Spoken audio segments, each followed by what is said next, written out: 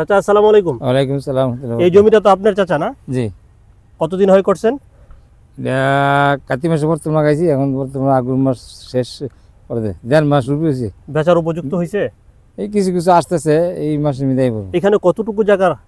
এখন 7.5 শতক জায়গা আছে। 4.5 শতক। 4.5 শতক আপনি যদি এখন বিক্রি করেন কেমন টাকা বিক্রি করতে পারবেন? ভাইকার মানে 8-9 হাজার টাকা কয়। 8-9 হাজার টাকা কয়। এখন 8,000 কইছে একজনে, 8,000, 9,000 মনে 9,000 10,000। আচ্ছা 9,000-10,000। এখন 9,000-10,000 বিক্রি করলে আপনি কি লাভবান? ইনশাল্লাহ আমি এই বছর লাভবান করে আমি উপরে যাহার পরে আবার ওই আমি হাল চাষ করি না, আমি নিজে কোদালটা কোবাইয়া এরপরে সারা রুইয়ে দিচ্ছি। তাইলে আপনি বলতে চাচ্ছেন যে আপনি আমার লাভবান ইনশাল্লাহ। একই খরচে আপনি কয়েকটা ফসল উৎপাদন করছেন। কি কি ফসল উৎপাদন করছেন? এই উপরে লাউ ছিল, আবার কুমড়া ছিল, তারপরে নিচে কপি। আচ্ছা লাউ কেমন বিক্রি করছেন? ভালো ইনশাল্লাহ, ভালো হয়েছে। ভালো বিক্রি করছেন? ভালো হয়েছে। কত টাকা বিক্রি করতে পারছেন? হিসাব রাখি না তো, সংসার খরচ করি। এরপরে আর কি করছেন?